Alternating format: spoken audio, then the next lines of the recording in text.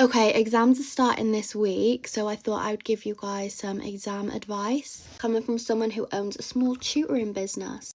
Okay, so my first piece of advice would be to thoroughly take your time, and I mean it, guys, I mean it. Do not, and I mean do not, rush through that paper. Don't start flicking through, don't start like looking at the back and just overwhelming yourself and sort of thinking like, oh my god, this is so hard, I can't do it. Just focus on one question at a time, read it nice and slow. If you've read it a couple times and you're still not sure, that's fine, just move on to the next question, just be calm. Especially in essay subjects like English, I really recommend just making a small little plan. Like I always just wrote down like quite small, like you don't need to take up like a whole page or anything.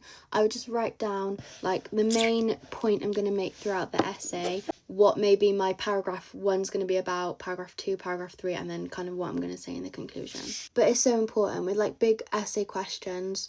Just make sure that you know, I know it's kind of obvious, but make sure you know what point you're going to be making throughout the essay before you begin, otherwise you'll get so lost. I would also recommend highlighting the key words in the question. I've got ADHD, so I really struggled with like comprehending and like processing the question. You know when a question's just so wordy and you just can't figure out what it's asking you to do.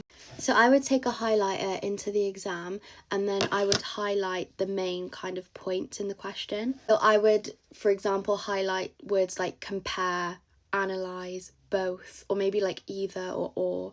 So you can break up the question and make it easier to answer. Because there has been so many times where I've misread a question. And finally, obviously stay calm. Like it's not the end of the world. Like there are always ways around it. Like if you don't get the grades you need, there's always options, and just don't freak out, guys. Like I remember when I got my I think it was like year 10 results on results day. I just remember being in hysterics because I got an A instead of an A star in English.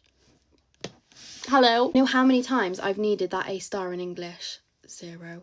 Like, be for real right now. So you'll literally be fine, guys, and just take a deep breath and comment any questions.